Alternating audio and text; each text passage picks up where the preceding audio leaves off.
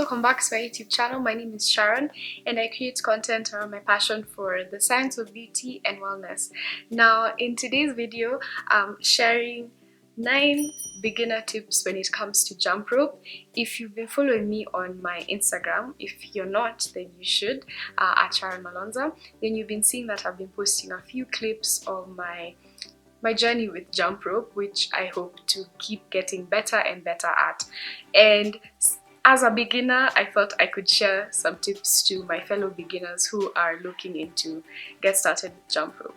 So anything that I mention will be linked in the description box, along with timestamps for you to skip over to whichever point that suits you best. So let's get right into it. So my first tip would be that you do not need an actual physical jump rope to start. I know that this is actually one of the biggest hindrances for people who are getting into jump rope. So they feel like they have to invest in a jump rope, and often when you're starting out, having a physical jump rope, constantly tripping over it, tends to affect the flow of your workout or can be very discouraging. So you can actually mimic the jump rope effect without having an actual jump rope. And I think when you're starting out, this can be a good alternative to having a physical jump rope. And interestingly enough, I came across a rope-free jump rope on Amazon. So basically, I link it down in the description box, but it mimics the feel of a real jump rope, but it's really just the handles. I don't know how they do it, but it's brilliant. So you could consider starting with that first as you get into the hang of jump rope before you ease your way into using an actual jump rope in your routine. Now my second tip is sort of linked to the first one. My suggestion is, in your workout routine, substitute jump rope for another body weight exercise, like say jumping jacks, so that when you do settle down to jump rope, it's not a part of your workout and it's more something you're just investing some time into to get into the hang of it. But when there's the pressure of a workout and you keep tripping, you keep doing it wrong, you keep starting and stopping, it might be very discouraging.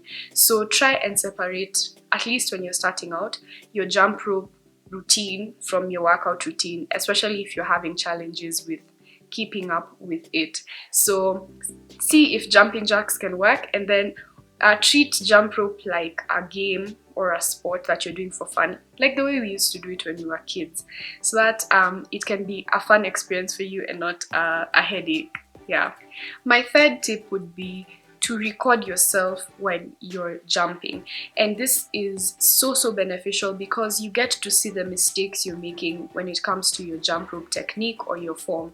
Like for me, when I started out and I used to take just short clips, you don't have to share them with anyone. This is just for you to assess your style and notice when you trip, what happens right before you trip.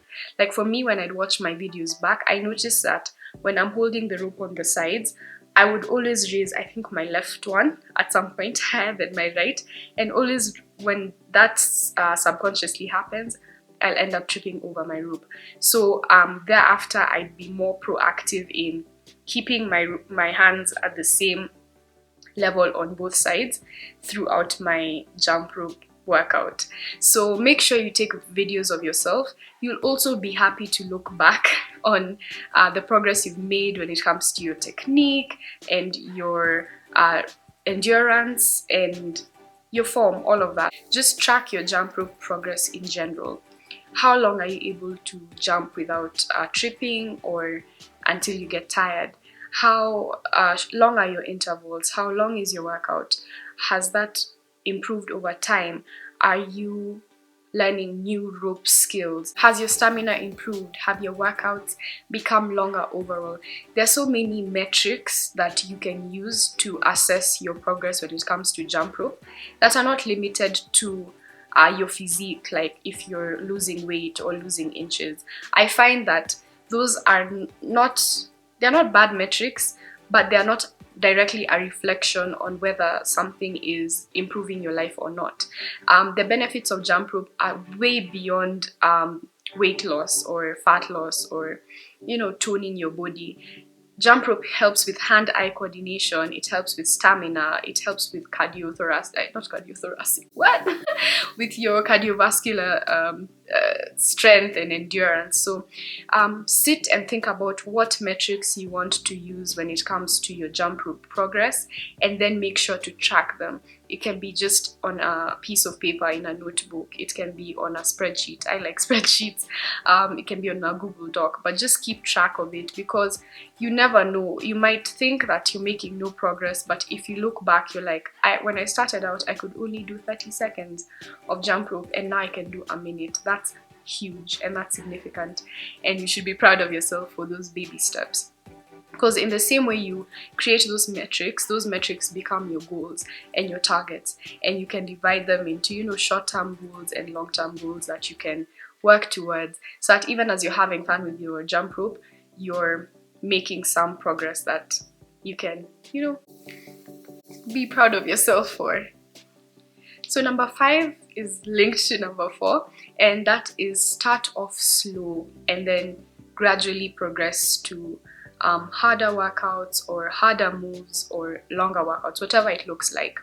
Do not wake up and say, I'm going to do 1,000 jumps a day. And I know I see those challenges all over YouTube or social media.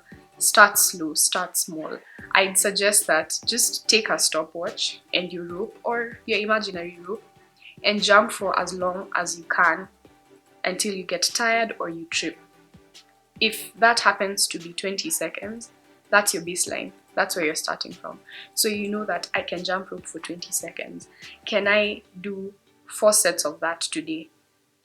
That's it. That's like 2 minutes of jumping, but start there and then you can keep increasing the number of rounds or the length of your intervals, but start slow. So for me, I started with an aim of jumping for 30 seconds at a time.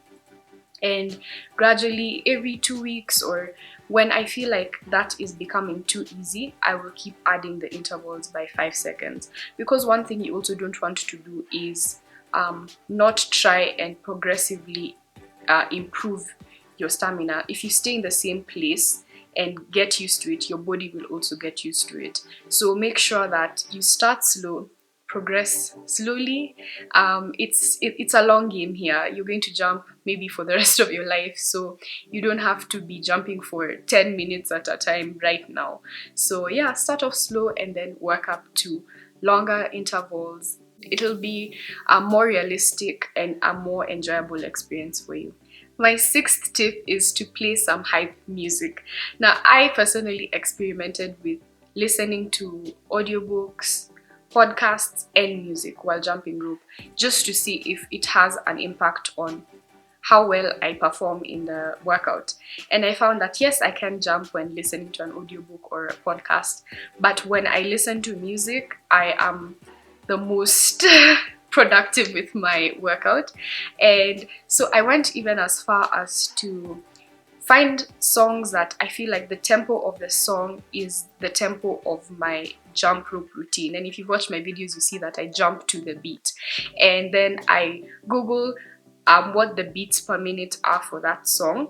So say it's like 160 beats per minute. Then I created an entire workout playlist with music that I love that is at that tempo.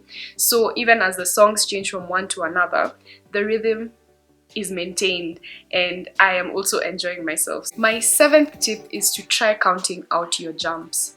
Now again, this is something I experimented with, and whenever I count my jumps, I do more with my workout than when I don't.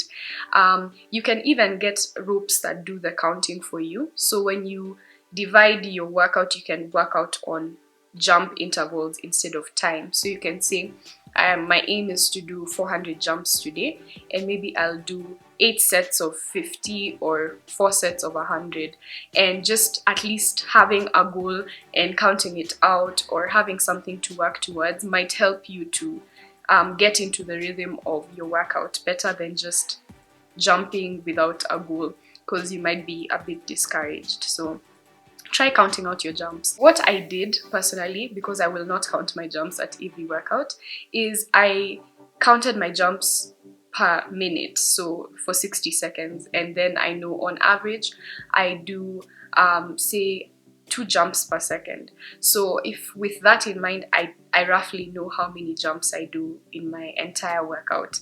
And yeah, that's good to know for me, if I have an aim of a certain number of jumps. So you also don't have to count it forever. If you don't get a rope that counts the jumps for you, you can just do it once and then have a rough estimate of how many jumps you do with each of your workouts. Now the next tip is for my ladies.